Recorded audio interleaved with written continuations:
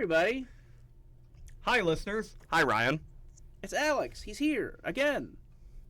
He's doing the bit where What? he acts like all confused that he's here. Which one of you is Joe Rogan? Well, I would tell you, but like we don't want the starting topic to not be what the starting topic is. Yeah. Meta That's humor. true. We don't want to have the wrong starting topic. We have to be very careful in selecting what we talk about first, even just as a joke, because that Yep. will be the title of the episode. Okay, Yeah. starting topic. Our original podcast was called The Waffle Hour because we just talk about random shit, and it's like impossible for us to not do that. So, I was gonna talk about Alex's blog. oh yeah. Yeah, I don't know if you heard, Ben. 'Cause Yeah, I know but- that you hate his blog. Okay. It's your least favorite blog in the Yeah. world. Okay, I hate this bit. I hate this bit we're doing. Okay, listeners, this is like the second full recording of this introduction we've done. So Ben really likes Alex's blog, and it's Alex's 6th anniversary of his blog.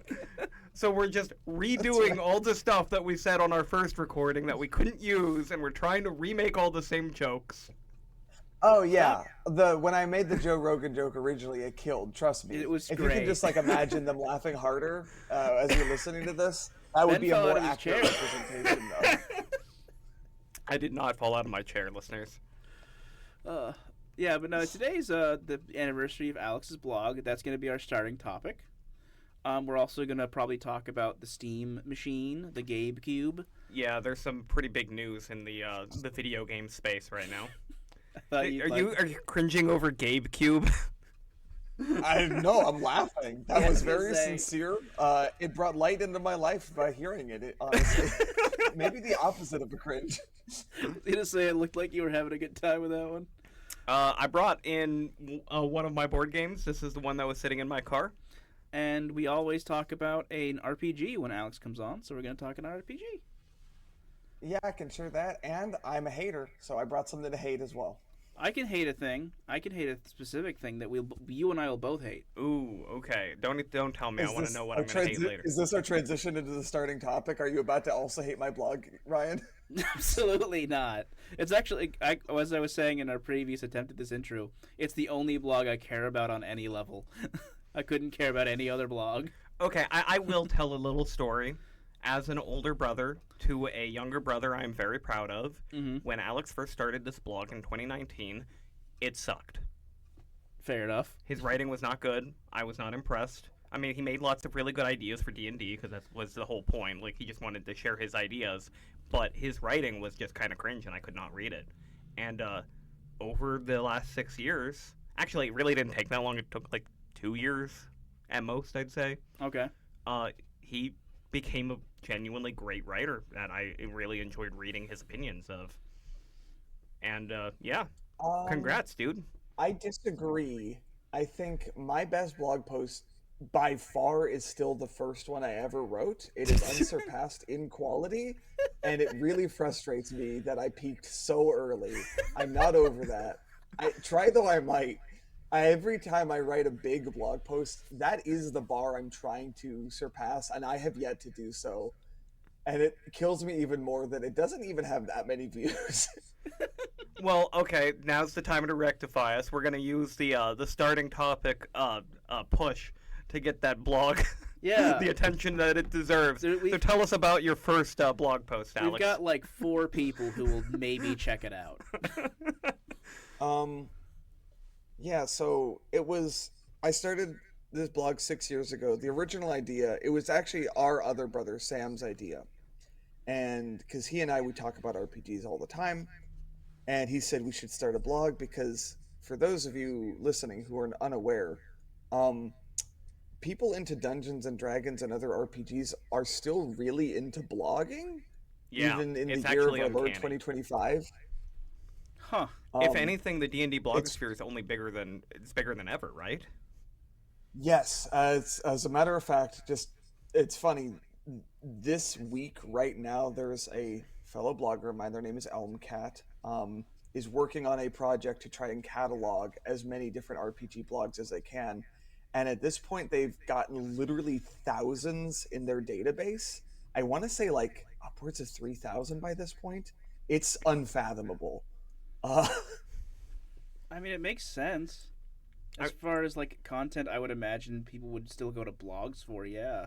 I mean, maybe. Like, the thing about D&D, like, it's more popular than it's ever been. The audience is younger than it's ever been, you know? Mm-hmm. Like, more people have been Yeah, introduced to D&D.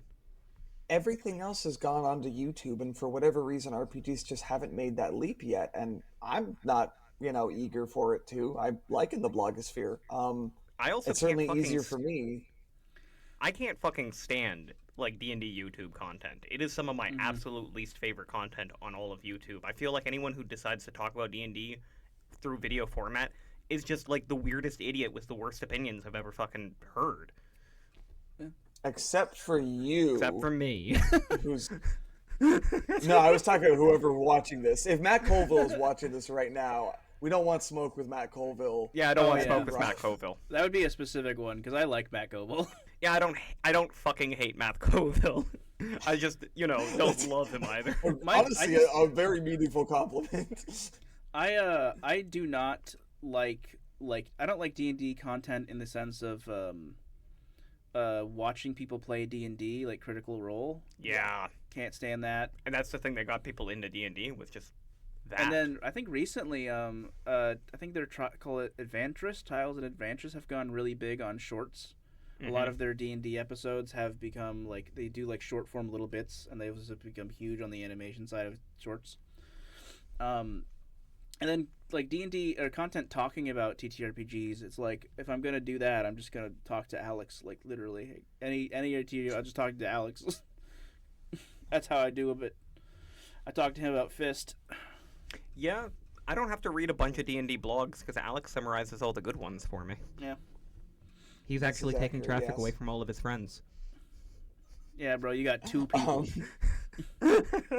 It's funny because it was Sam's idea, and his original pitch was that we would do it together.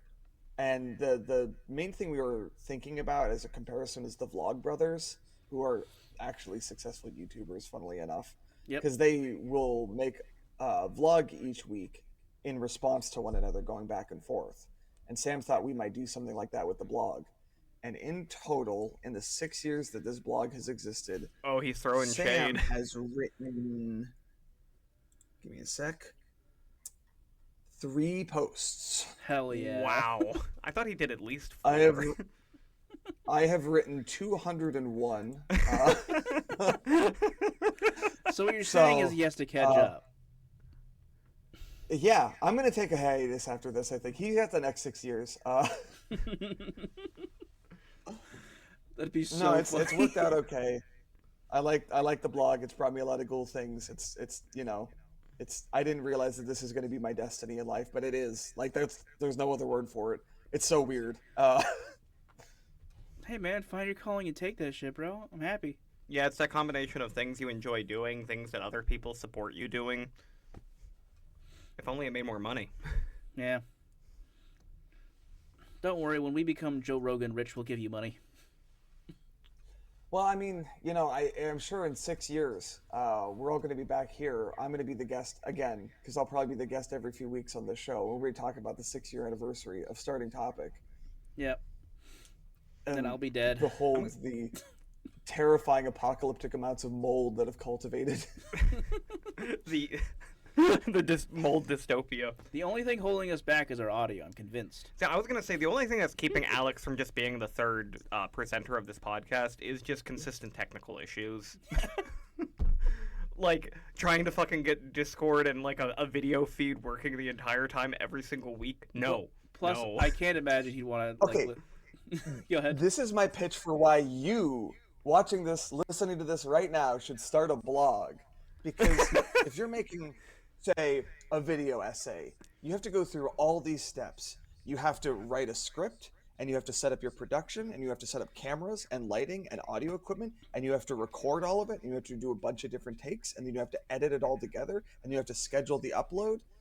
With a blog, you only have to do that very first step, the writing a script, and once you're done with that step, you just hit post. That's hard to argue with. Well, I could argue with it. I'm really bad at writing and don't like doing it very much. Well, I guess I mean evidently this show isn't scripted, so Yeah. We could have scripted segments though.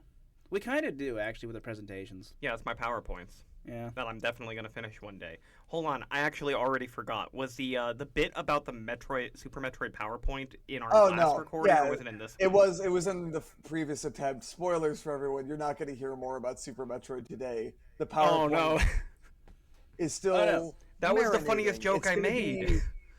it's going to be a masterpiece when it's ready. Don't you worry. I have a plan for Ben that has been- actually. Tirelessly working on it nonstop every day for the last like month and a half. Okay. Stop throwing shade. Just move on to start talking about whatever RPG you brought to the table today. Okay. Well, I want to say Nah, I have I a already plan. went. It's someone else's turn to do a topic. We need to rotate. I got a plan for the presentations from now on. Okay. I want to do them differently, especially your Metroid ones. Okay. I want those to be like in a different room. I want to use the other studio that we don't use ever. This is awfully ambitious. That's the idea. I want it to be a lot cooler. I want there to be a bigger, better look. Stop looking at me like that, Alex. I want it to look cool.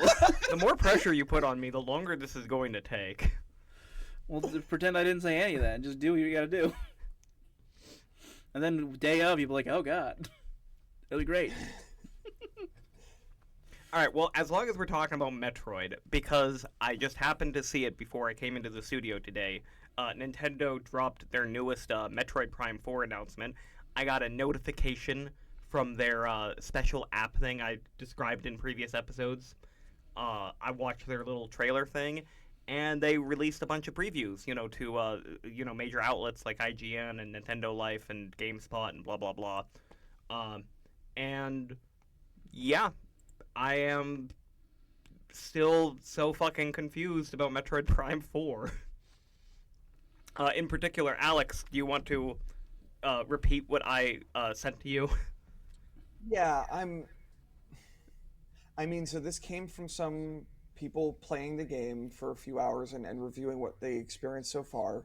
Who Did leave a knows the second extent quote. to which it's actually has a presence throughout the whole game, the whole experience, but it doesn't bode well. Samus seems to encounter a Galactic Federation trooper, an NPC, and rescue him from certain danger. And he then becomes your companion who follows you everywhere and talks all the time. He is an annoying nerd with a bad sense of humor who is constantly nitpicking everything you do and making stupid observations. And I don't know why. Why? I would hope, I know I didn't get very far in my Metroid presentations, but I would hope that after the first two, you would already know why this is, like, the worst idea they ever could have had, right? Like, I mean, we can sit here and just talk about why that's an unwanted feature in any video game ever made, but it really needs to be stressed in this particular context how perfectly antithetical it is to what Metroid is, which is Okay. a silent game about isolation where you are figuring out puzzles and navigating by yourself. Hold on, Ryan wants to read a quote that I would like to read some of the quotes if you wouldn't mind. This is gonna be my contribution. It's about to get real nerdy in here. That's Mackenzie, the name of the NPC trooper that we are Yeah. criticizing. Missiles are effective he is against a quick. creature with a hard shell, you know. Samus, there's something interesting over there. We don't need to use that. Are you sure we don't need to use that? I see the door, It's referred Samus. to Let's as get out save of here. station. Yeah, that's a door. That's easily identifiable on sight without help. I really, really hope that all the doors are really yellow, Really yellow. like the yellow paint. They have to do the Doom 2016 thing where there's just a green light path everywhere you go. Yeah.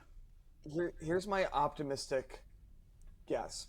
I bet he can't actually be there for all or even most of the game because you don't see him riding on the back of that motorcycle in all the footage where she's on the motorcycle.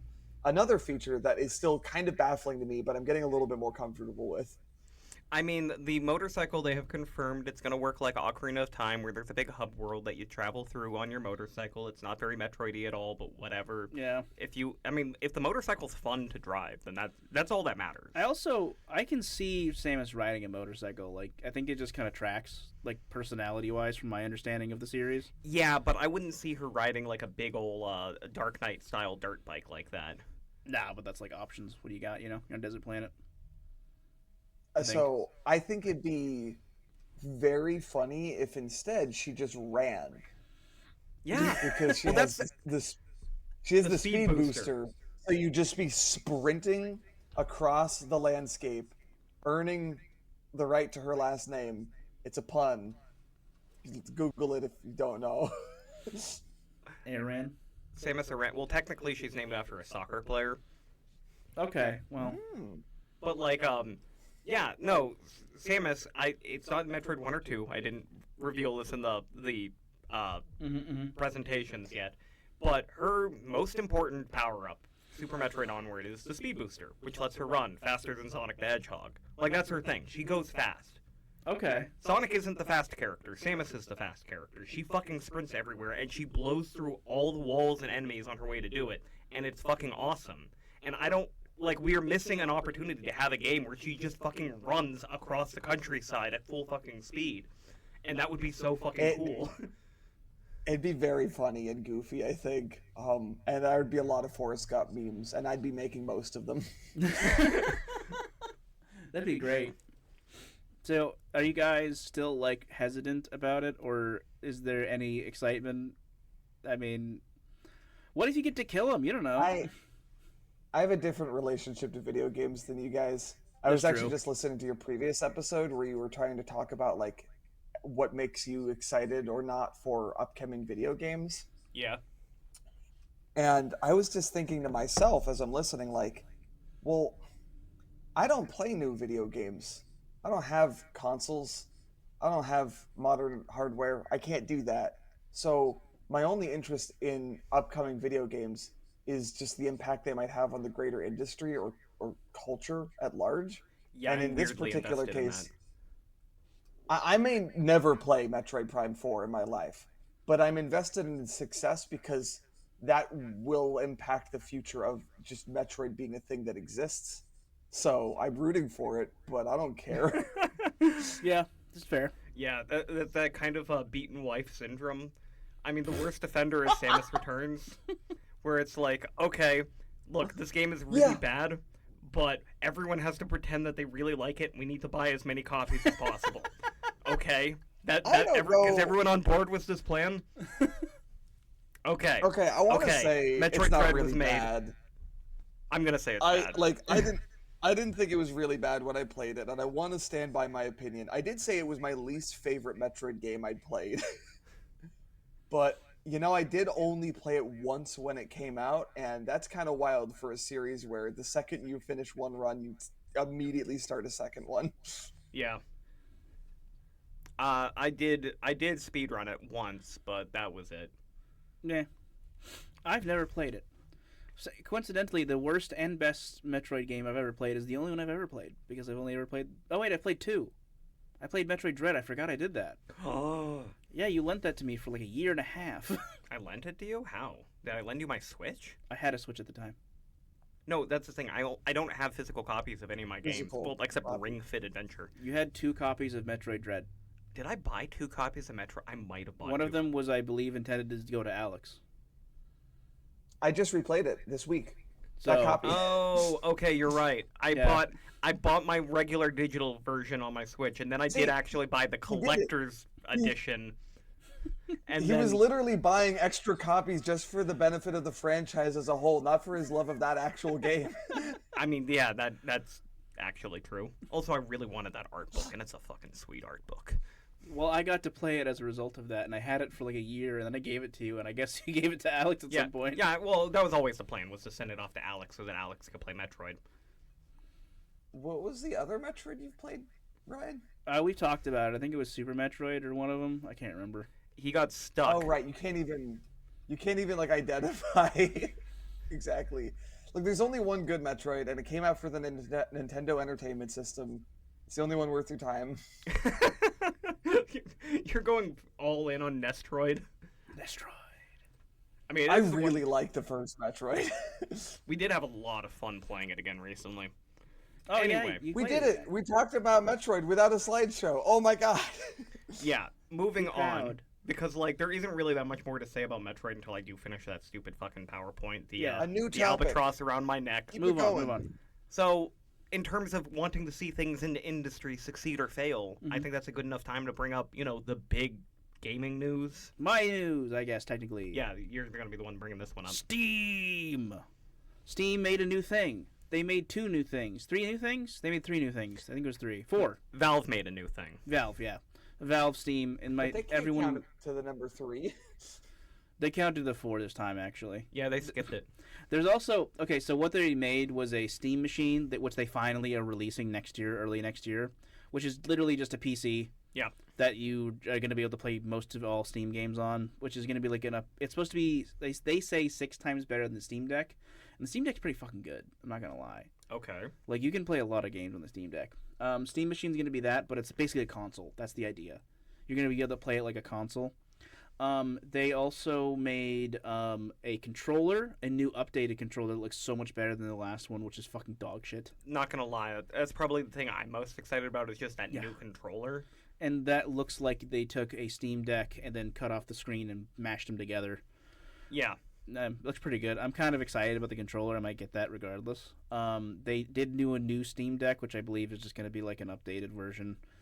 And then they finally did a new VR headset. I think it's a new VR headset. Yep, they are okay. So, brand new console. Yep. Brand new VR setup for their console. Brand new controller for their console, and of course a brand new portable console version of this. A new version of the Steam Deck. Their already successful portable console. I think they're also doing a stick that basically works like this Steam the thing that you and I have that lets you transfer your computer Steam to your TV. Yeah. The Steam Link it was called. Steam Link, yes. Which was a vital thing to make that Steam controller worth having. Yes. So Valve has been fucking around with hardware stuff for a while now.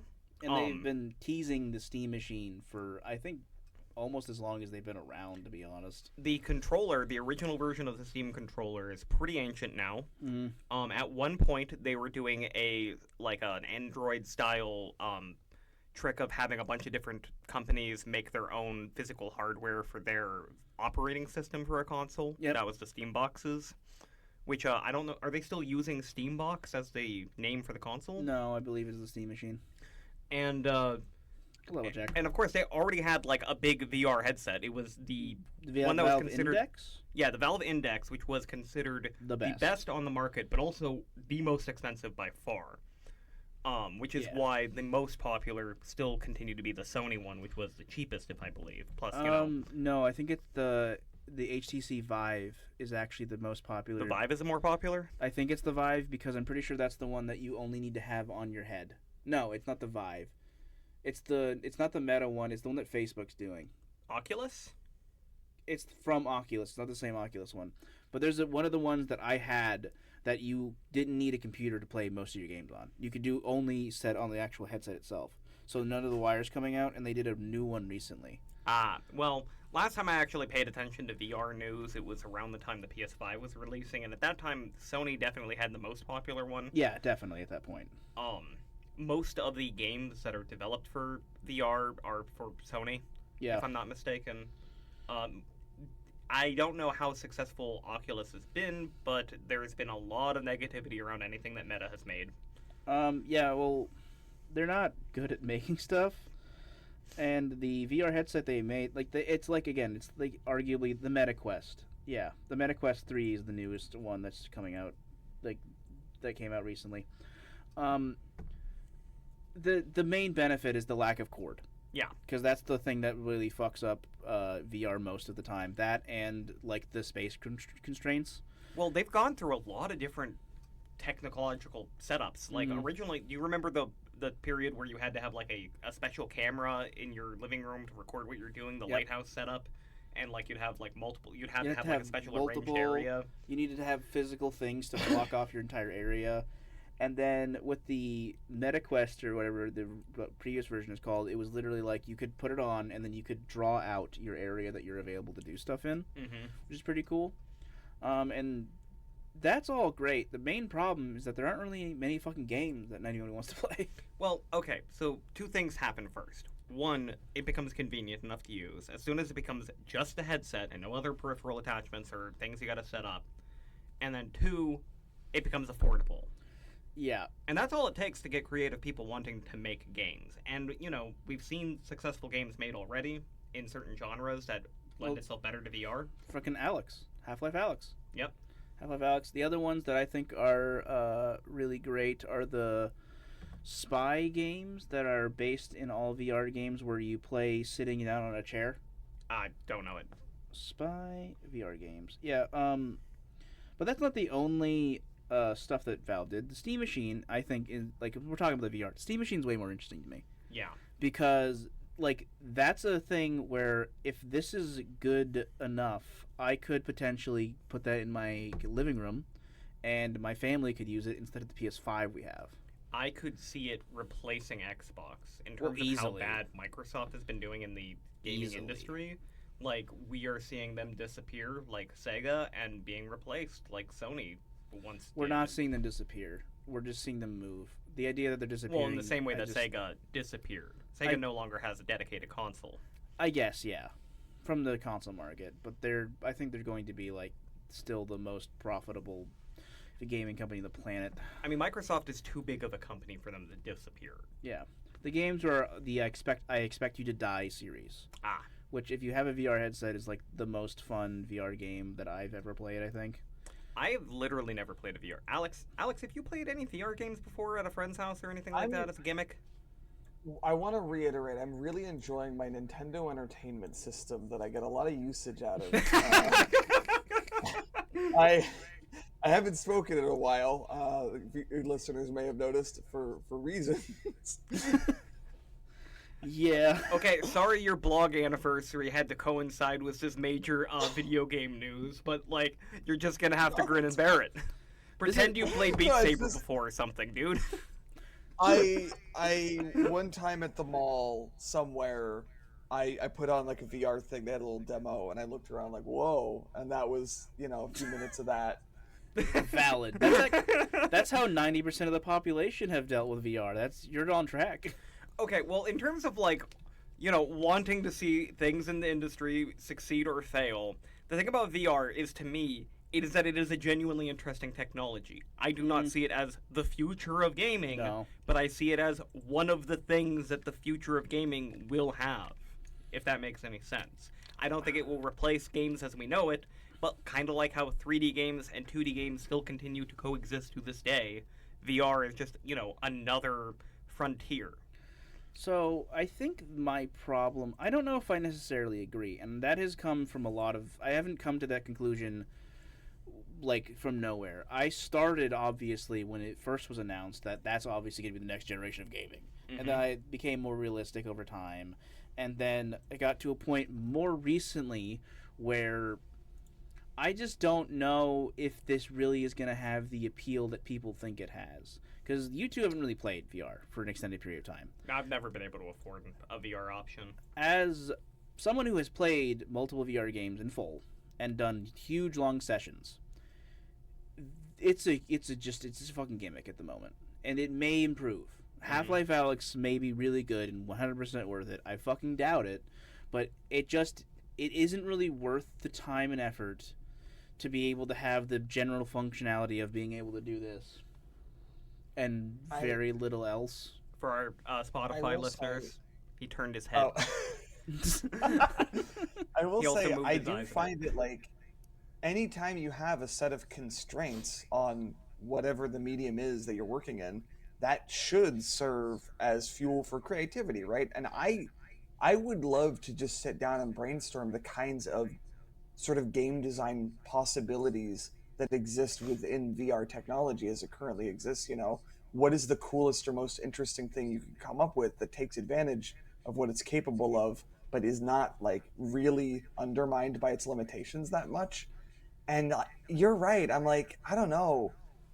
it's definitely it's not going to give you the I can- amazing like triple A blockbuster video game No, experience of like being on a grand adventure Okay, sort of thing. that I've people got a are good hoping counter for. example because there is a genre that has been lost since the transition from arcade stuff, home gaming, and that's driving and flight sims. You know, Yeah, Okay, and yeah. both of these things work better in VR than most other traditional genres. A lot of traditional genres have not worked in VR at all. yeah, I would actually agree with that. The other one that you could point out would be like a Steel Battalion game Hmm. in VR would be pretty hype, because Steel Battalion's awesome. I think a game where you pilot a spaceship or a giant mech or something that, you know, the full immersiveness of the visuals, but not necessarily of your body moving, is something that VR has already proven to be really good at. But here's the thing. It really the games that I would say that prove your example, Alex, of being really innovative in this concept are the ones that I was talking about. I expect you to die, because the idea of that is you have the constraint you have is you are sitting in a chair. You are always going to be sitting in a chair no matter what's happening. So you sit in a Right. chair, and then you have like a thing you need to do. In one instance, you have to like break into a building and steal a document, but you're in a chair the entire time. So the way they have that set up is you start the game being lifted up on a painter's or a window cleaner's thing, and you have to like pretend to clean the window for a little bit, and then you have to break the window open. You have to get steal the thing, move that. You have to turn off the smoke alarms. Oh God, the smoke's coming in. I'm gonna die of poison. It's all these really fun little innovations, and they're really good games for what they are.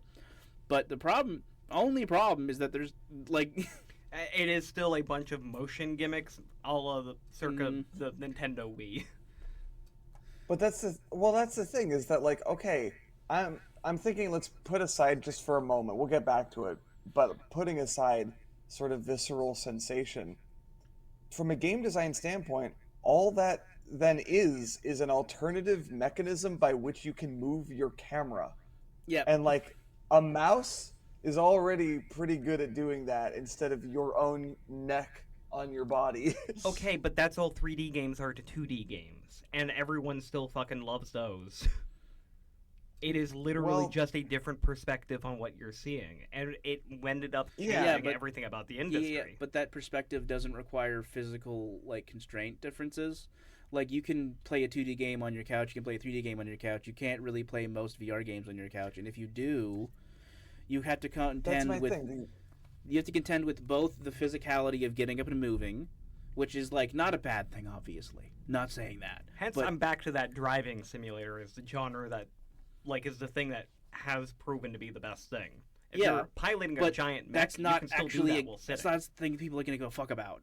It might if it's good enough. It's gonna be like the people who are already into driving simulators who are already doing it are gonna care. Like, okay, know? you know what genre basically dominated only because of 3D games? First-person shooters. Yeah. Like the entire control setup, the controller that has become standardized across the entire industry, the way it is set up with its triggers and its analog Mhm. sticks, was designed entirely around first-person shooters, Yep. which broke out because of 3D gaming. Yeah, but like compare that to what would I'm- be the same thing in a VR stance, which you're saying Yeah, would be no, like a what I'm mech trying game. to say, the game that Ryan was describing, where you can't even move from your seat. So all this is now doing, like as translating your input to what's happening in the game, is just you moving your character's head around and, And- looking at stuff. and your hands. And Yeah. you could just, just substitute that with a conventional keyboard and mouse setup somehow, make an equivalent version of the game that wouldn't lose anything except for that visceral sensation of doing it with your own body. And that does just kind of sound really gimmicky to me, like in an intrinsic level. I can't imagine that's ever going to add that much. In Ocarina of Time, Nintendo's idea of a puzzle in their we are debuting 3D mechanics in their 3D game. Their idea of a puzzle in Dungeon 1 is, oh, there's a thing you have to shoot with your slingshot and you have to look up to see it. Mm-hmm. I'm saying that, like, if that fucking blew people's minds back then, having the same thing, only you literally have to turn your head up, to look at it, that might blow people's minds. You're being just a little close-minded. Well, what you're describing has been around for like 10 plus years at this point. Except it hasn't been affordable, and it hasn't been convenient. Well, and we're finally getting to the point where it might be. Well, it's actually define affordable, because you can go to the mall right now and rent a thing to do all this stuff and play on the VR in the optimal setting for like $20. Okay, affordable in the sense that everyone is going to have one in their house, like they do a DVD player, or for that matter, a PS2. Well, that becomes another whole issue of like getting a VR in your house. I sold my VR. I didn't sell it. I gave it back to the guy who gave it to me for free. So we just traded it back effectively. The reason I did that is because I have no room in my house for that. Yeah, but again, convenience. We're now reaching the point where the VR technology that you need is just the headset. I had just the headset. So what are you getting rid of? What do you mean? I don't have the space to do the stuff in the games. And you're still talking about certain types of games where you have to move all around the room and stuff. I'm talking about the game where I sit in my chair. That's the game I'm still talking about. Well, what's the space that you're talking about? The space around me. Chair? The space around me that I need to be able to move and do stuff. You live in a Japanese apartment. You can't do that.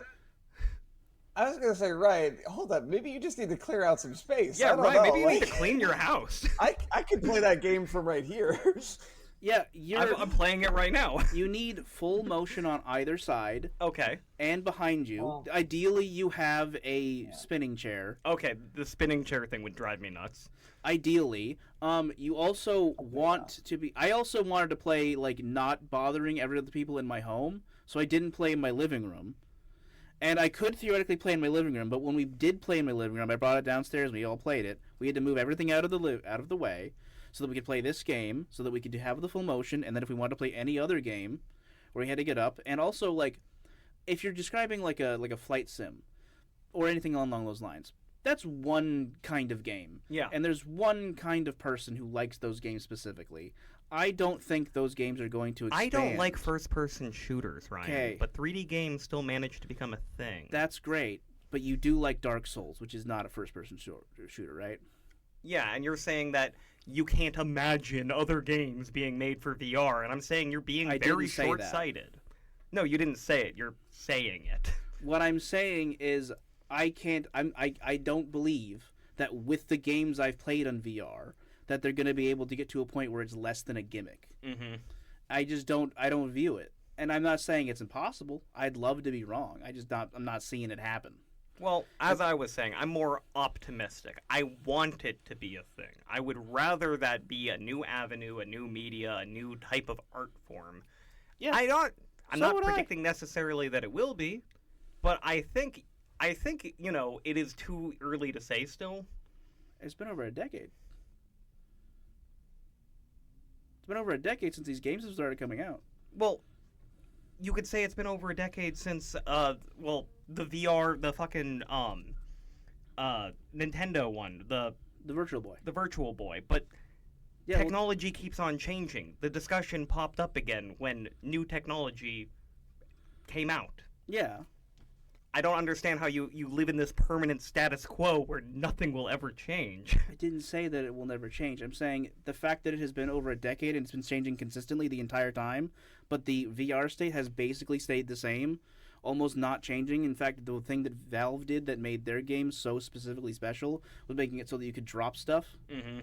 Like that minimal thing, I just don't see that. I don't see that getting to a point where it's going to go skyrocket into something amazing yet. I will concede for our listeners.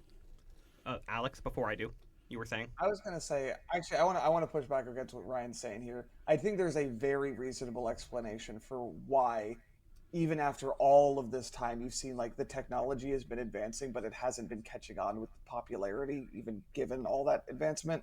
That has to do with the feasibility of it as an actual like consumer product that people could get. Price and convenience. Like that is the main obstacle, and it's honestly maybe a miracle that they've actually even had advances in the technology and all the time that has passed since then, despite the fact that it hasn't like caught on in commercial popularity.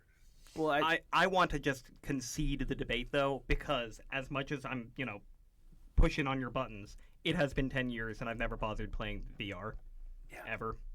Yeah, like I would like to clarify. I do want it to succeed. I'm not saying that. I'm not saying I want it to not do well. I haven't seen it yet, and I would like to be proven wrong. I much prefer to be proven wrong than right. I'm just thinking like I play on Tabletop Simulator with my friends fairly often, and one person in our group has VR, so he has in the past tried to play board games with us on Tabletop Simulator with VR, and it's terrible. It's just a Well, worse way to interact with that game, and it's not. I don't know. I'm like, what does the game look like where it's really optimized for of VR as like the format through by which you're actually interacting with everything, and like it's so rough. I have two things I can actually point. Yeah. One, VTubers could probably use VR really well, especially. He's the more- also a VTuber. Oh, okay. Well, that could probably be a really good example. But the other one that I really want to see that I think would make VR like extend even better for me would be the gloves that they are trying to make that have it so that you can hold physical objects effectively. Yeah, that does seem to be the magic secret is the motion Instead of controls and the like, a holding thing with the objects button. thing. Yeah. Yeah, they're trying to make ones where you can literally hold up like an object and it's fake, but your constraints of the gloves make it feel real. That I think would really advance the thing a lot because that would make it so fucking cool.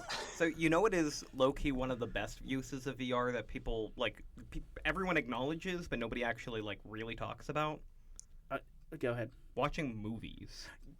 Yes, kind of yes. But not in the you're living in the movie, it's virtual reality. No. More like you can have an infinitely big screen. Like you don't have to go to the movie theater to see a giant movie size screen. You just pop up the goggles and then you have a giant screen in front of you and you can look around and it'll be just like at a movie theater. That is really cool. Combine that with like a surround sound headset. The only negative is the resolution.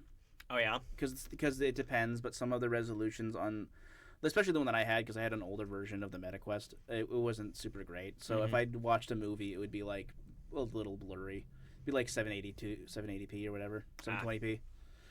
But like that will advance. That'll get better, and the better. I'm just thinking. I think there may be an intrinsic trade-off that will never be overcome between like whatever you gain in the sort of visceral sensation that pressing buttons could never offer you compared to using your own body to do stuff. It will always be less practical, less feasible, less efficient as a way of just doing things than using buttons instead of your body. And I know this because human beings invented buttons to do stuff instead of using their bodies. Yes, but the purpose would be for games. Not, functionality, but for you are purposely doing something as a game. The example I'll give is the game Gorn.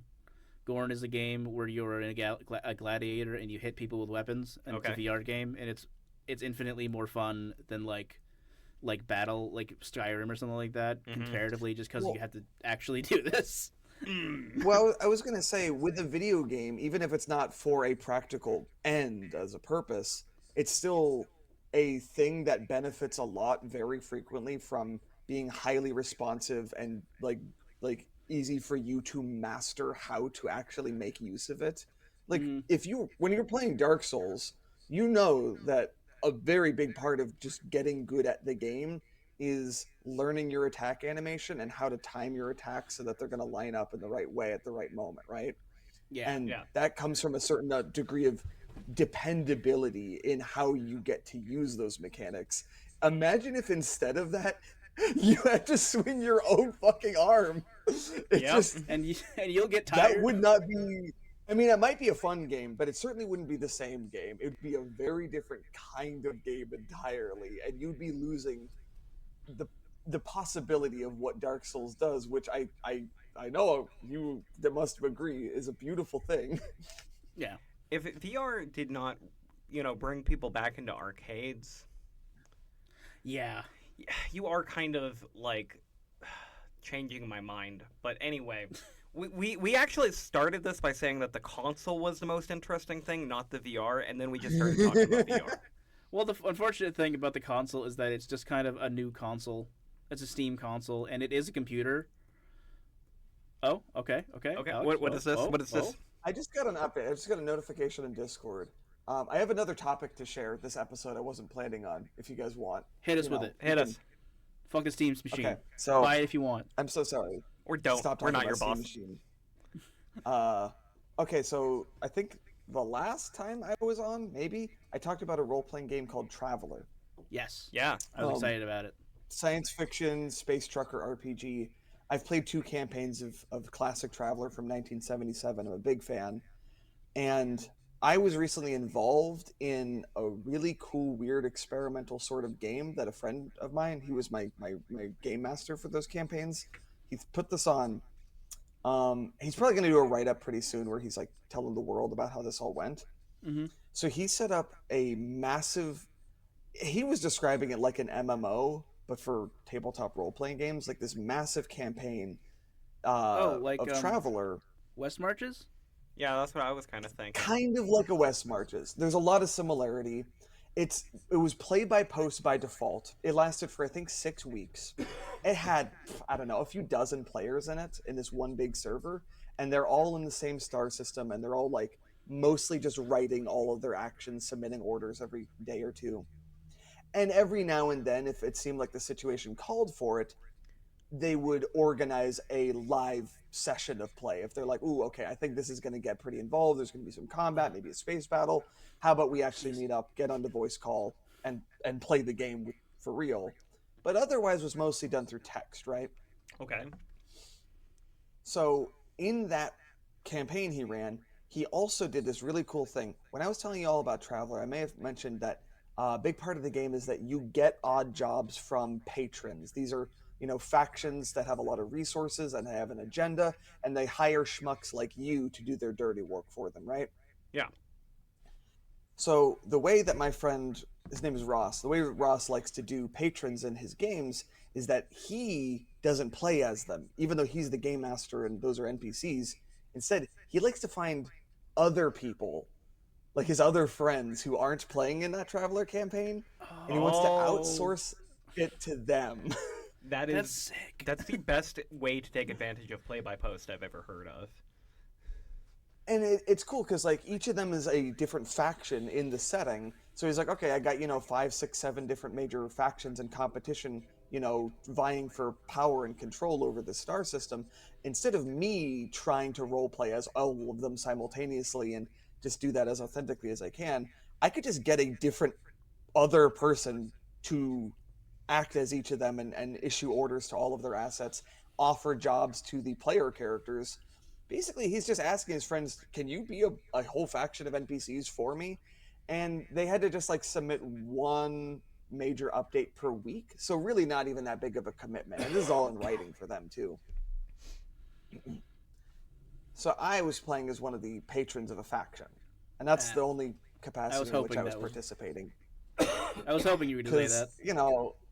it was October. I was pretty busy with Tricks and Treats stuff, so I wasn't able to play. But I was like, I can check in once a week and order faction stuff. And the faction I was given were the radical anarchist insurrectionists who want to rebel against the government and overthrow it and everything. Hell yeah! Perfect. My hero. And each of us, there was like he created his own like sort of meta structure. This isn't in Traveler's rules, but this like way of evaluating the state of the star system along all these different variables, like how's the economy doing and the social welfare and the military presence and so on and so forth. And then the actions of the players and the factions might modify those numbers up and down. And each of the faction patrons has a goal for where they want those numbers to be at for the system as a whole. This is basically your victory condition he created for it. Right. Okay. And it was just, wherever those numbers are standing at the end of the 6 weeks, that's going to determine who either won or is the closest to winning. And if you didn't already see it coming, the notification I just got was that I won. Nice. I successfully overthrew the government. I got a lot of help from other factions, including Space Vikings, who mostly just like plundering and violence, so they're easy to ally with as long as you just think of them like a weapon that you have to be very careful in how you wield. You must point them and they would come. Like a missile. Like a missile. Yeah. That's awesome. What a wild setup. Yeah, That sounds it is really dope. cool. I'll let you guys know if he ends up writing about it on his blog. You know, the little recap of how it all went and all that stuff, because it was cool. I did actually end up playing one live session at the very end of it, because I was trying to overthrow the government. I got a bunch of travelers to help me and some space Vikings, and we're like, we should just play this out. So we may have boarded a space station and did a little mutiny, and there was a big space battle, and it was horrifying, and millions died. So even when you're not playing, you ended up playing. Yeah. I find it fascinating that like the way that like it worked out was like that you would end up winning as the patron leader. You know, that's cool. Well, he's playing his own metagame separate from the Yeah, players. I like. Well, I'm saying I Right. like that fact. Yes, it's funny because ostensibly we are just there to supplement the gameplay experience for the travelers, who are the players proper. We refer to ourselves as mere NPCs, even though definitionally we're not NPCs. I Yeah. am a player, and these are my characters, right? I'm not a non-player. But yeah, I don't know. It's like we were getting to have our own little fun side game that was just layered atop a different game that the travelers were playing, and it was so funny because he did a lot to silo information for everybody participating, so we wouldn't, know what's going on with each other. Mm-hmm. And so when I did join for that session, and we played like a live session to overthrow the government in Minecraft, Yep. There was so much lore and beef between like all of these travelers and NPCs that I was blissfully unaware of. Because all I've been doing this whole time is just diverting like funding and resources and guns to terrorists for weeks now. Freedom and I fighters. don't know in Minecraft. I don't know the individual stories of what's actually taking place in the game of Traveler that my little stupid mini game is atop of. And every fucking character we met in this session was some other player's Traveler. And like, even though that player wasn't able to make it to the session, even like the bad guys that the travelers I was hanging out with, they were fighting. Our game master is saying like, "Oh, I'm not making decisions on behalf of this boss. I talked to his player yesterday, and he wrote me some instructions for how his character would participate in this boss fight. So I'm running him per the instructions of that player." That's so so even fucking like every sick. single person we met was some other player in the game somehow. Okay, I've got a pitch. I got a pitch for a new RPG. You're gonna have to deliver this to your friend Jay, because Jay Dragon's gonna be the one to design this, I'm sure, after the 7-part pact. But Mm-hmm. a massively multiplayer tabletop RPG. For some reason, what was that that one fad that was really popular for a while? That like fake baseball thing where the rules kept on changing every single day. Baseball. Thank you. Like the idea would be it would be massive crowd-sourced kind of thing for like the players, but like the people that are running it would be like a big group of just GMs. Kind Okay. of like doing what Alex was doing, where they're playing a major faction but not the players. And the players are just like tons of people contributing from forums and from Reddit and from like shit like that. So, Ben, I don't know how to break this to you. What you just described exists, and it ended yesterday. Unfortunately, we just missed it. Wait, are you fucking with me? I will explain. I'm not gonna end up telling you guys about the new RPG that I was gonna share. It's just not gonna happen. I have other whatever. I wanted to talk about Okay, it. so halfway through October through halfway through November is Mothership Month. Mothership is an extremely popular, critically acclaimed science fiction horror RPG made by Sean McCoy, published by Tuesday Night Games. It's great. It's like the old Alex is school famous sci-fi for being horror. a big fan of it. Yes. Yes, I have nothing but positive things to say. And it has, I mean, the creator's awesome, and the community around it is really cool, and they make lots of content for the game. So the best part about it is not even the system, it's the adventures. They make the best adventures of anyone in the business. And then also the adventures that their fans will make are oftentimes of a better quality than most professional game development companies. It's amazing. Nice. So I wouldn't even play Mothership as a rule system. I might just pick up Traveler, but I would run the Mothership adventures in Traveler because they're that good. Yeah. So yeah, it's definitely. a lot of cool stuff there. And part of their success is that Sean McCoy is very savvy as a businessman and growing his brand. And one thing he's done is he started Mothership Month. So he's like, every year there's going to be a whole month that's dedicated to releasing new Mothership content and getting people involved in doing some Mothership related stuff or making things or whatever. So it's like an event now, and that just keeps like fueling more life into this brand. And this year they did one of the most ridiculous radical experiments in role-playing game history that Okay. people won't shut the fuck up about, and I had the worst FOMO of my life. It's awful. It's called Over Under, and they're probably never going to do it again, at least not in quite the way it was. So we missed out. So I'm going to read to you the description they offered of Over Under. Over Under is weird because it mostly didn't even use the rules of Mothership. Much like our Traveler game, I've heard that every now and then they would sometimes organize a one-off, ad hoc live session of play to resolve something, and in those instances, they'd pull out the rulebook for Mothership. But mostly they didn't use that. Mostly, it was a massively multiplayer, large-scale, real-time, play-by-post war game. And it had literally thousands of players participating. What made it Mothership, not the rules, was that it took place in the main default setting that you get if you buy the Mothership box set, which is a space station called Prospero's Dream. Mm-hmm. So every single player was just a civilian aboard this space station that had, a population of a small city. So they just spent a month simulating a city in the far horrifying future of outer space, where everybody was just playing as a person who lives in that city, writing out their actions and dialogue and activities for the whole month. And from what I heard, it was fucking insane. Wow. I would be a shoe salesman. That's your first thought? So, Yes. specifically the structure, and Ben, you were on the money. I'm going to read from the description here when it was announced.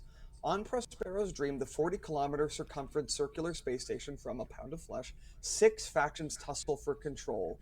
They are, and then they have the Mob, the Teamsters Union, the Mercenaries, the Hackers, the Religious Zealots, and the Mega Corporation bad guys.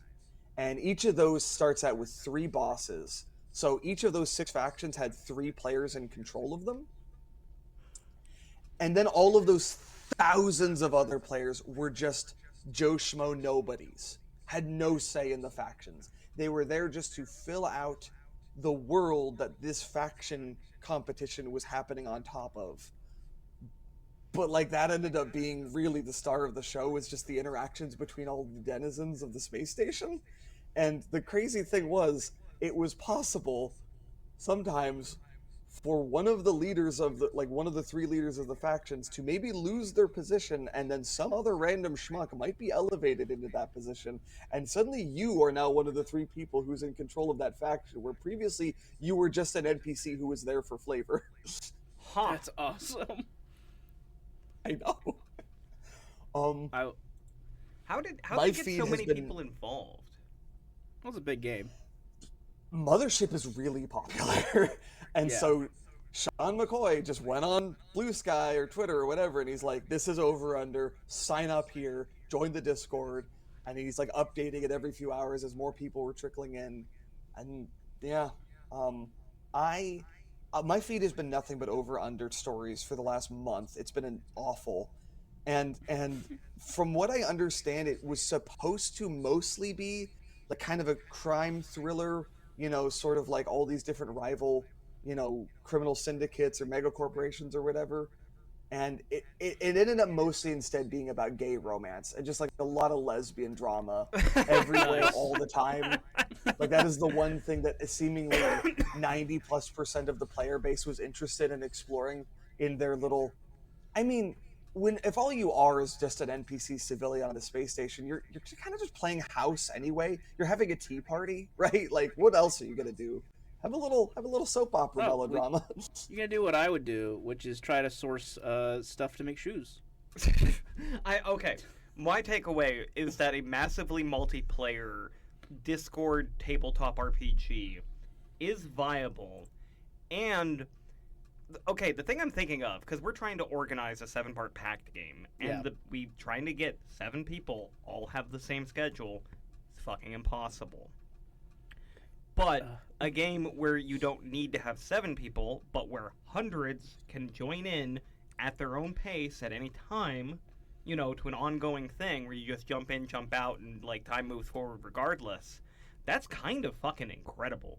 Like that's dope, a really cool, and if I'm not mistaken, that kind of low key goes back to a lot of like D&D origin stuff. If I understand a lot of like weird, like I can Yeah, at the very I mean- least talk about like the origins of like RPG video games, which started out as MUDs on like college campus like computer servers. Yeah. Do you guys know about Brownstein? No. I've never heard of Brownstein. Okay, you're gonna get a little RPG history. Brownstein is considered by many historians to be the first tabletop role-playing game. It is Okay. what led to the creation of Dungeons and Dragons. So this was back in the late 1960s. The American Midwest, wargaming nerds were a whole thing. They had an entire community that spanned the American Midwest and a little bit of Canada. And they mostly, they played war games, so they each have painted miniatures, hundreds of them. They're setting up on their terrain to fight each other. But they also liked playing it kind of fast and loose with the rules and being creative now and then. They were a very experimental DIY community of wargamers. They weren't like rules lawyers for the most part. That wasn't the predominant value in their community. And there was a guy, he's still around actually, he's pretty old. His name is David Wesley. And he was in the Army Reserves, and he worked in the Army library, and he discovered an old war game that the U.S. Army made in the 1800s as a training exercise, because that was Oh. really common. I mean, it's Oh, still yeah, common yeah. today. Like that's The That's- origin that's of war the- games, tabletop war games, comes from military war games. Yeah. There's a great Super Bunny Hop video about it. and the U.S. Army had made one in the 1800s called Strategos. No relation to Stratego. Fascinating. And he found it there, and he's like, "This is really cool looking." And he showed all of his friends this cool game, and it's like, "Oh, this has a referee who's like a neutral guy who's able to like make ad hoc decisions on the fly about things that aren't accounted for in the rules. That's really interesting." That sounds like a Um, thing I've heard of before. It asked for you to sometimes randomize a number from 1 to 20 instead of just 1 to 6, which he had never heard of before. It That's actually something I've heard of before. called for him to use something called a teetotum, which he had never heard of before. A teetotum is it's kind of like a spinning top. A dreidel is a type of teetotum. Ah. And so you're supposed to get a 20-sided teetotum, but he had never heard that word, so he asked I think it's like mathematics teacher who was a friend of his, like, how would you generate a random number from 1 to 20? And he's like, I've never heard of a teetotum either, but I do have these novelty dice that have more than 6 sides that I bought from this one education company that makes like math supplies for math class to teach Okay. probability. You were blowing my mind more than when my other brother told me that all the different types of beans are the same type of bean. We're not getting into that. They're legumes. So that radicalized their whole wargaming DIY community. It was crazy. They all were making their different variants of Strategos. And then David Wesley put together an experiment he called Brownstein. This is a totally new type of game he wanted to try out.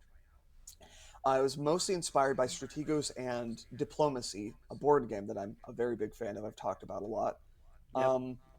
And the classic genre most of their war games would take place in back then was Napoleonic warfare. So he's like, all right, we're going to be setting this in a fictional Prussian town called Brownstein sometime during the Napoleonic Wars. And I'm going to invite like maybe 6 to 10 people, and I'm going to assign each of them a role of an individual who lives in this town. Like, you are the mayor, you are the general, you are the dean of the university, right? Werewolf. Different yeah. bigwigs. You're the head of the bank, you know. Hell yeah, I like being He mad at the assigned- bank. He assigned each of them a goal for what their victory condition would be. And then his idea was that, okay, so they're just going to like each turn of the game, everybody tells me what they want their character to do, and then I will resolve all of them simultaneously, and I'll announce the results of everybody's actions. That's the part that's mostly inspired by diplomacy. Um, and then like 20 plus people showed up for the game, and he was like, "Fuck, I don't have enough roles and goals for everybody. I don't know what to do." So he just started making up bullshit ones on the fly. He's like, "All right, you're the bartender. You're the groundskeeper at the university. You're like a student at the university. Like just shitty roles." Um, and yeah, he couldn't keep a control over 20 plus people. So a lot of them started talking, sidebarring on their own without his input there. His idea was that like they would always go off on a separate room with him and like meet with him one at a time to tell him in secret what they want to do. Kind of like that one D&D episode of Community. Yeah. And he just couldn't control it because they were just meeting off on their own to talk about ideas and what their actions were. The guy who was hosting them, he was the youngest member of the group. His name was Dave Arneson. He was like 18 at the time, and the rest of them are like in their upper 20s, like lower 30s. I think I heard of that guy. He was like, even though he was the host, he was like, okay, I'll take one of the shitty roles. He ended up being the head. He was one of the students at the university who was, I think, the head of like a rebellion movement, like a political movement to overthrow the monarch or something, you know. Mm-hmm. And his goal was like to just give out like political pamphlets to people and stuff. Well, he was talking with the general, and then they came to David Wesley and they're like, "Hey, we want to duel with each other." And he's like, "What the fuck are you talking? Duel? What do you mean you want to duel?" And they're like, pistols? "Yeah, we no swords. Actually, sabers." And he was like, "You know, we have a disagreement, and the only way to settle this is with swords, with a duel. Like honor compels us." And he's like, "I don't have rules for duels." And so he had to come up with something on the fly. He's like, "All right, you're gonna roll 2d6. You're gonna roll 3d6. Whoever gets the higher number when you add them together is the winner of the duel." And Dave Arneson was like, "Hey, that's not fair. Why does he get 3d6 and I only get 2d6?" And he's like, "Well, because he's the fucking general of the army and you're a college student." And he's like, "Yeah, but I'm the president of the fencing club at the university." And he's like, "Yeah, that's why you get 2d6 instead of 0d6, all right, asshole?"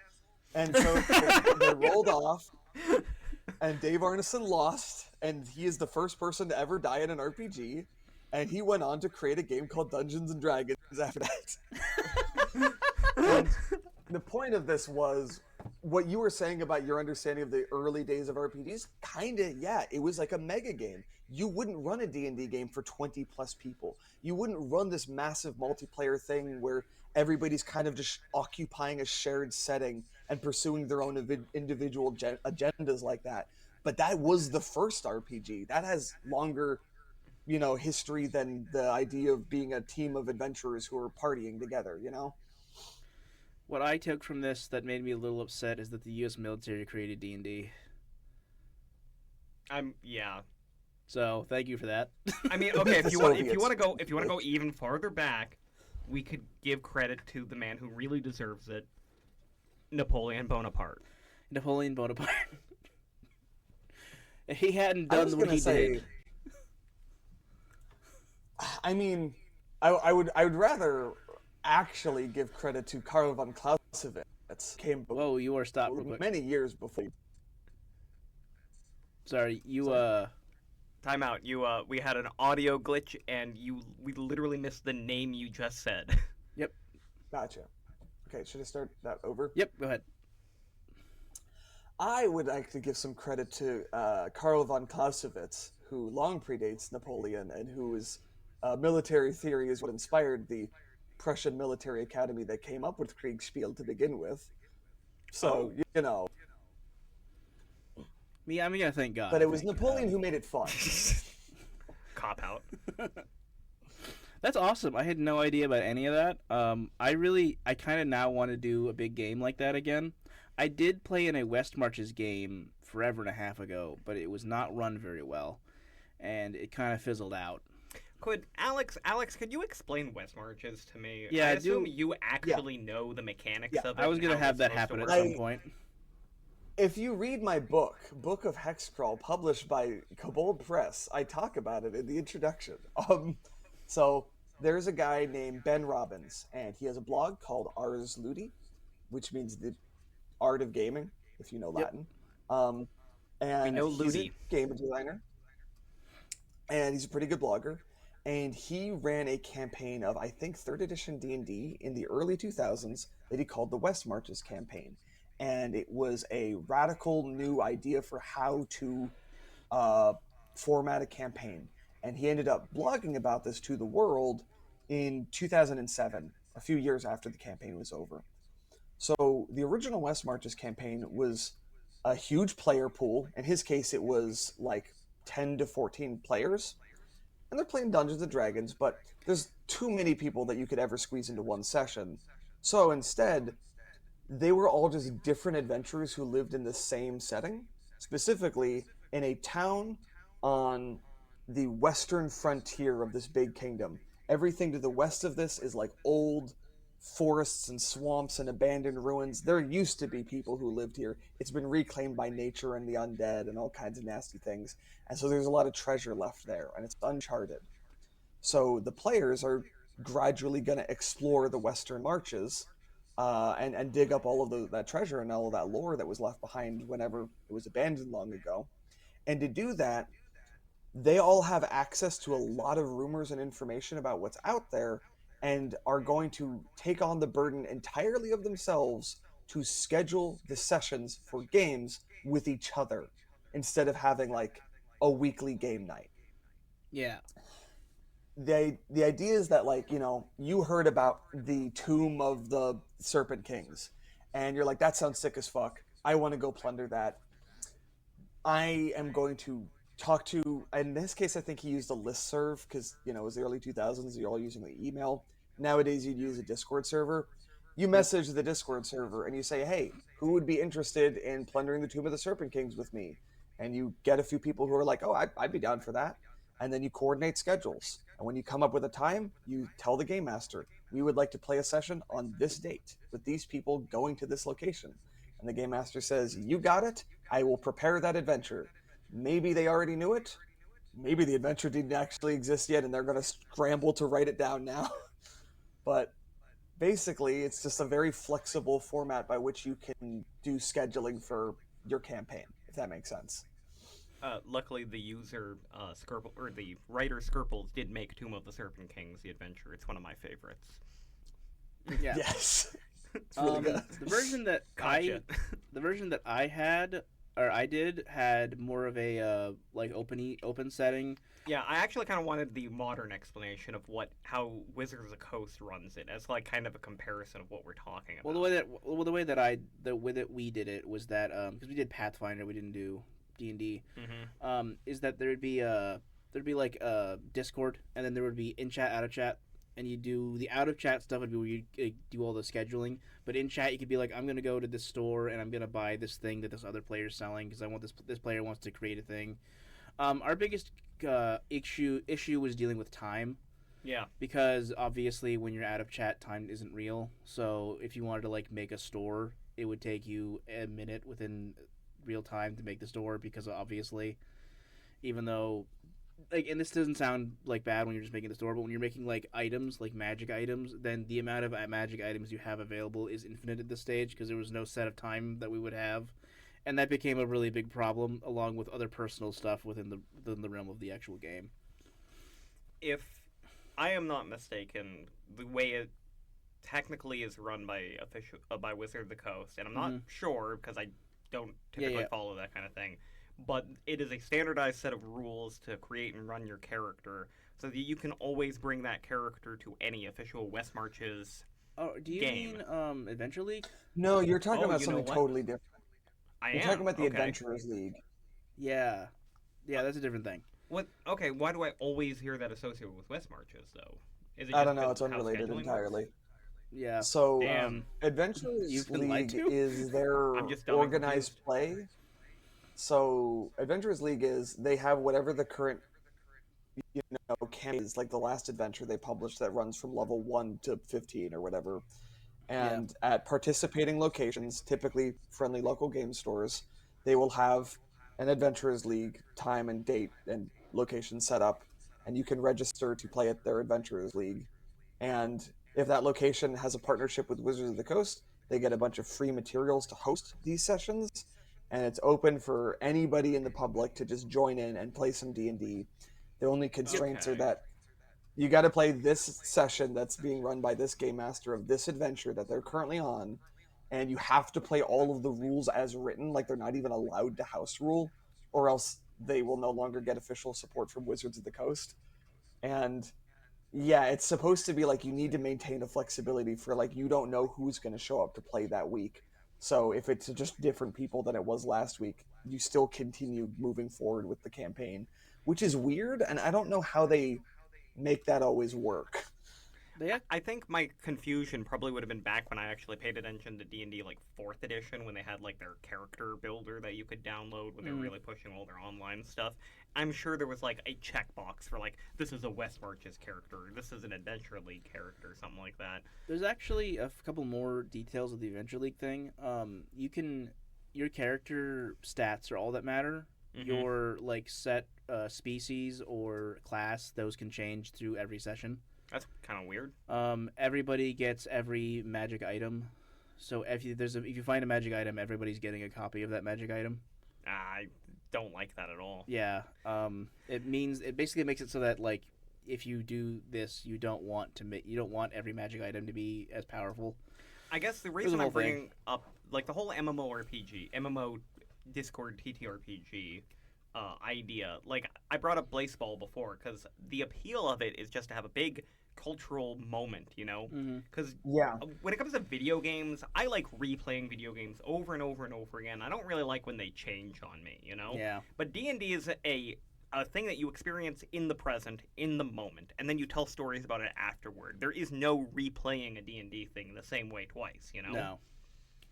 Yeah. It's funny because that is the cool thing about Adventurers League. I wouldn't be that interested in it, but the one thing that everybody who does it has said they like is everybody in the world is in an Adventurers League is playing the same adventure at the same time every week, and they're probably covering the same chunk of gameplay from that adventure at that session. So you can talk with other people online about like, what did your group do about this? How did you resolve that, and so on. In 3rd edition, Wizards of the Coast had a similar thing they attempted called Living Greyhawk, which was, again, it was an organized play, participating locations around the world. People would play in this big shared campaign set in the world of Greyhawk, and it was meant to change the setting like semi-regularly over the course of the campaign. Like they would announce like when changes are happening to the whole world. And so everybody, they're playing in their own campaigns, but they're all in that same world if you're experiencing the same changes. And that's something that just kind of unites everybody in this cool, unique, shared experience. I love that shit. Like, do you know about the Legend of the Five Rings collectible card game and how they do like their tournaments and their Vaguely. meta story? The big gimmick is that their major tournaments that they have each year, people bring in their decks made based on the different factions of that game's universe. The winner of the tournament is the meta narrative winner in the story. If they were playing the Scorpion Clan and the Scorpion Clan won the tournament, then the Scorpion Clan are the ones that just establish their empire in the setting or whatever. Oh, okay, that's pretty cool. And that the ongoing story is based on the actual in-life events of the card game that they're playing. And I love that kind of shit, you know? It's kind of what's that one terminology when there's like you're kind of trying to intentionally to blend reality with like play. There's a lot of AR augmented reality stuff. Yeah, or It's kinda alternate like reality that. Yeah, it's like that. ARGs. ARGs are awesome. Whether they're augmented reality games or alternate reality games, is the same acronym. And we're also kind of talking about something similar to those, but different than those, and all of them are all combined in the same idea. Well, we don't have a lot of time left, so we have to do one final thing. I liked our conversation about West Marches and big giant D&D game MMO games. I want to do that at some point in my life. We now have to talk about Skull. Do we? We gotta talk about Skull? We gotta talk about Skull. I brought Skull. It's being covered up by a screen, I think. Skull! Alex, can you see our footage? Can you tell me if the skull is visible? I mean, they know what a skull looks like. It's not that hard. It's a board game. It's a board game, damn it. Yeah, but they do Can know you see the Skull. box? He's not wrong, though. Okay. So, do you guys I like love Skull. poker? Do you like poker? No. No, no. You You like don't- poker? I like poker. I used hate to- poker. I used to play a lot of poker. I hate poker a lot. I can't stand it. I think it's very boring. This is the best version of poker that exists. I'm gonna agree, and I do like poker. Yeah, so the thing that's fun about poker is lying. The thing that's fun about poker is bluffing. Is bluffing, lying. Skull is a game where all you do is the lying part. That is the only thing. You don't have to actually look at cards. It doesn't take 12 hours to play. You don't have to wait while 5 people leave the game and 2 people are left, and you're in the other room like chatting it up while they're playing poker still. It is also, and I'm gonna short story. The reason I stopped playing poker regularly is because this one asshole friend who would go all in on every single fucking hand. Mm-hmm. Can't do I that. hate those players. I hate those players. Yep. Yeah, Skull is a game that is kind of the purest distillation of bluffing and pushing your luck. Like, it's a true gambling game without having to contend with the normal gambling elements like chance and dice and cards and whatnot. It's so easy to teach and it's so easy to play. You can play with like any number of people. Yep. That boxed version you bought is really Yeah. cool. Would recommend. It comes with really nice looking components. The story that I heard was that the game was invented in like a biker bar or something, and they were playing So, a yeah. game. Yeah, this is a um, newer version of the game. The original version had different artwork and had that biker bar story, and like this one has like this weird like multicultural ancient tribes thing from like Mm. all over the globe, and it's a fake story either way to justify this the- this silly little the looking game. components they look like drinking coasters. They're just like a Yeah. disc, right? Yeah. But the brilliant thing about this game is that you can play it with so many different kinds of objects. You don't even need to own a physical copy of it. Yeah. Nope. The vast majority of games of Skull I've played in my life, I played with a deck of cards. And so I kind of tricked a lot of people into thinking it was a card game. It just happened to be a card game where you didn't need to know anything about the suits or the values or anything because really we just needed objects that Yeah. look pretty similar. You know what? Skull is the simplest game we've ever talked about on here. Mm-hmm. It might actually be simple enough. I can give a quick rundown of the rules. Basically, all you have is 4 cards. 3 of them are flowers. 1 is a skull, and you place them face down. And then people make a bet on how many cards they can pick up, how many flowers they can pick up without picking up a skull. Yep. And the idea is to trick people into picking up the skull by saying, I can pick up a whole bunch, when really you have a skull at the top of your pile, and you trick them into picking up your skull. It's just quintessential bluffing. It's so simple, and it is so fun and addictive that I've gotten. I'd say it's the most successful in terms of getting people into board gaming of any of our games. It's also, this is like one of the most beat up boxes that you have. Oh my god, yeah. The only real contender would be Inish. Okay, well, I have a nasty habit of leaving them in the backseat of my car and letting them get like sun bleached. Yep. So Dune is looking pretty fucking rough. Yeah. But Um, of this one is like this because we play it so much. It's also it's well loved. I also bought my own copy, as I often do with games Ben buys. Yeah. That we also that play you with. really like. I do. Like, okay, so actually, can we do a quick list off? Is that 3 games so far? Skull, Inish, and Twilight Imperium, or is there another? If you want to get technical, it doesn't exist anymore. But I did make a version of Karen. Of Karen? Yeah. Yeah. Even though I am like extremely bad at Karen. You'll have to bring in Karen next week so we can explain it. But that one's way more complicated. But there's very few games I'm worse at. It annoys me to no end that there's a popular board game named Cairn when there is also one of the most popular RPGs in the world these days is also called Cairn. Yep. And they're not similar. So I want to tell a story about Skull. When I was in college, I studied abroad in Cuba. And when I was there, we had a lot of downtime, me and the other students. And we also interact with locals a lot. They taught us how to play dominoes, which is very popular in Cuba, of course. And somebody in our group had a deck of cards. And of course, at some point, we had a lot of downtime. And somebody said, let's play a card game. What should we play? And I said, I'm going to show you guys this game called Skull that none of you have ever heard of. And we played Skull every single fucking day I was in Cuba, the whole trip. And I showed it to a bunch of native Cubans. And it's the perfect game. Like, it's just so fucking good, so easy to teach. Everybody can play, and people, even when you get knocked out, it's so fun to spectate from the sidelines.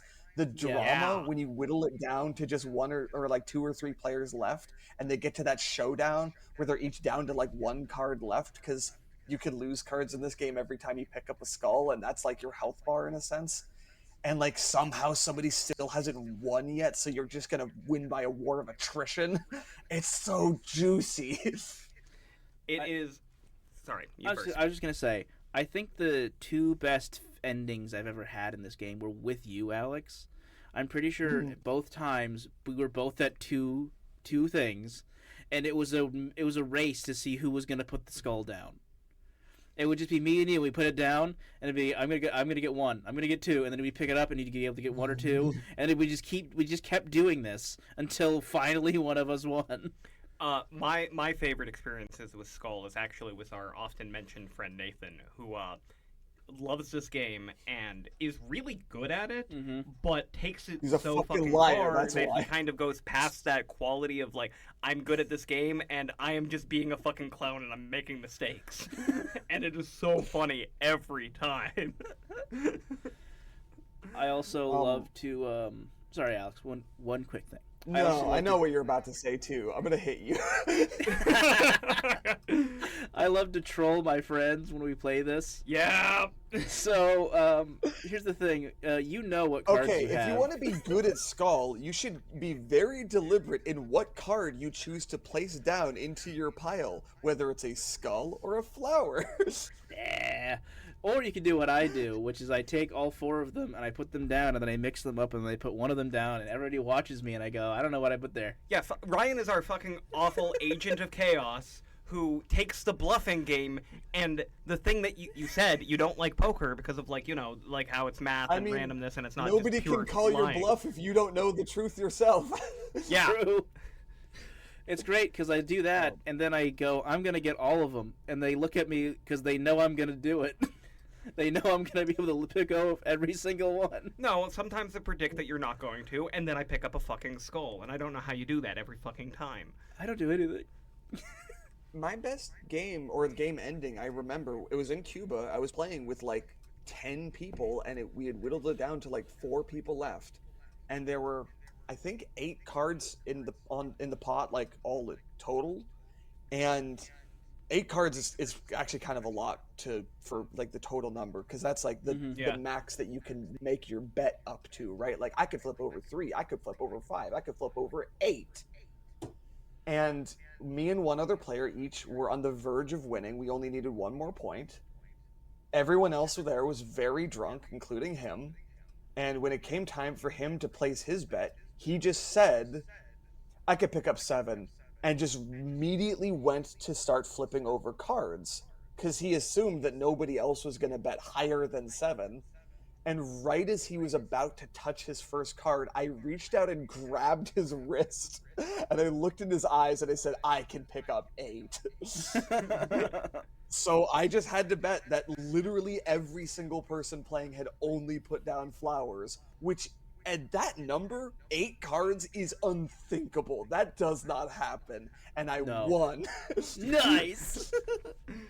And the thing is, like, that's not even an uncommon way for the game to end. The only reason why I cherish it so much is because of the fucking wrist grab and the looking in his eyes and how funnily dramatic it was. But it's just that kind of game that always results in that. It's great as a way to start a game night. It's great as a way to end a game night. It's great as a way to introduce people to board gaming. I don't know. It's like, it's a forever game. It's one of those elegant experiences that, like, or creations that you can only really get once in a blue moon. Yeah. It's a really good burst of inspiration. Whoever ended up creating that, which I don't know the name of. Oh, you know, it might actually have credits on the box. I should always check that kind of thing.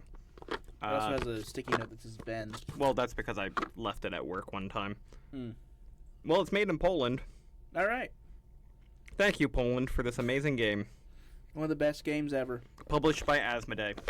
Everything's published by Asmodee. That doesn't mean anything. Yeah, I don't have strong opinions about board game publishers. I think that's just about everything we can really talk about. I did want to talk about the bed and breakfast game. We'll have to do that another time. Nah, we'll talk about that some other time. I'm not feeling up to it. That's totally valid. We also don't have the time. I think we're gonna have to go ahead and end. Okay, so did you know that kidney beans, black beans, chili beans, pinto beans, green beans, All right, they're all the same fucking thing. Ryan, roll the credits. Bye, listeners. Like, comment, subscribe. Like, I 5 just stars. learned this yesterday. 5 and I stars on- swear to on fucking Spotify. God, my brother was fucking with me. Not